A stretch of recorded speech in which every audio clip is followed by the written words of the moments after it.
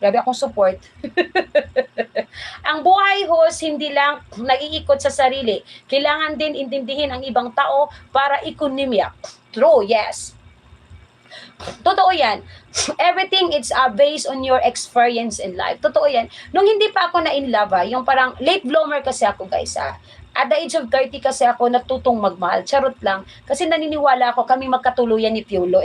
Kaya nabagok ako, imposible yon. So ngayon, naunahan ako ng mga barkada. Sumasyado akong judgmental. Bakit iniiyakan nila tong lalaking to? Lalaki lang yan. Bakit mo iniiyakan yan? Nung nagmahal na talaga ako at open na ako na magmahal, syempre nasaktan ka din. Doon ako natuto at doon ko sila naintindihan. Di ba? Na dapat kailangan din nating ma-experience na masaktan para may matutunan din tayo at para maintindihan din natin ng ibang tao kung bakit sila nagmahal at nasaktan. So mga ganon. Bukas, magbibigay ulit ako ng top story. Yeah. So, thank you so much, Batang Claveria. Ayan. So, ako naman ay appreciated ko ang mga opinion nyo. So, totoo naman, tama ka talaga, Jake. Oh. Dapat talaga tayo kung parang lang ba, nakiki-observe din tayo. Yan. Totoo yan. So, mga ganyan So, ako nga, believe din ako sa mga tao talaga na, may tao talaga na, kahit alam niya na wala na talaga siyang mapapala, dahil syempre, may pag-aari na ng iba, pero patuloy niya yung minamahal bilang isang kaibigan, di ba? Kung tapat siyang kaibigan, believe ako sa hindi niya iisip ang kapalit, no? Kasi, ang pagmamahal niya ay malaya, di ba? Tapat at totoo. Di ba? Sino kaya yun? May kakilala kayong ganyan? Sino kayong may makakakilalang ganyan, na ganun magmahal na walang hinahangad na kapalit? Mamahalin mo muna ang sarili mo bago ka magmahal ng iba. Exactly, totoo.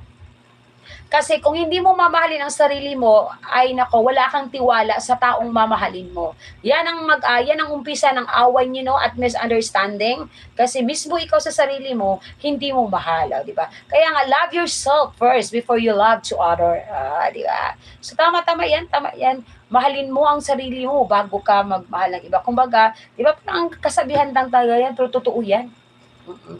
So, shout out mo, host, viral na yan.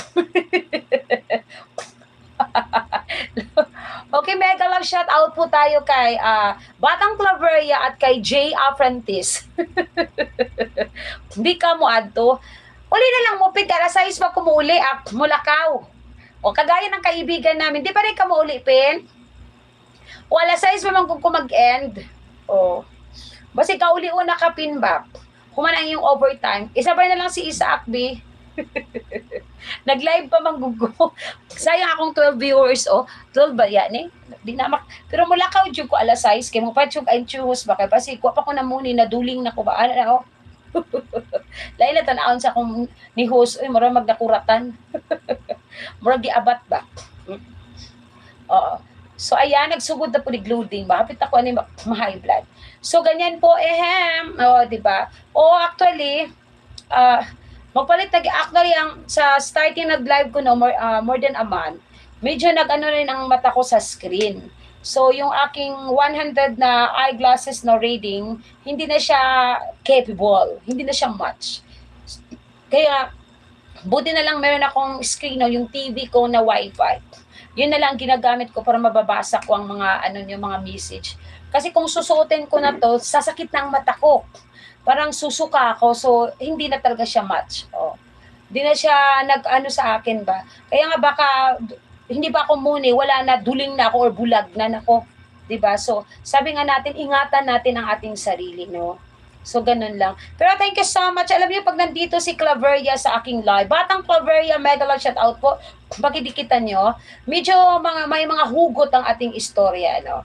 So, ako na may very talaga open-minded person and handa naman tayong makinig kung anong dapat nating pag-usapan. So, tayo ay malaya, no? Magsasabi ng ating mga nararamdaman here kung ito ikakabuti ng ekonomiya. Okay, ang galing ni Jayreen, May mga sagot din si Jayreen. Siyempre, para daw maging kiss daw. So, yan po siya.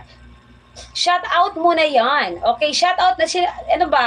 Shout out natin yan maging trending. Uy, sana kinat ko ito, no? Jay, kung i-click ko ba yung highlight, saan ba niya kukunin yung past ko na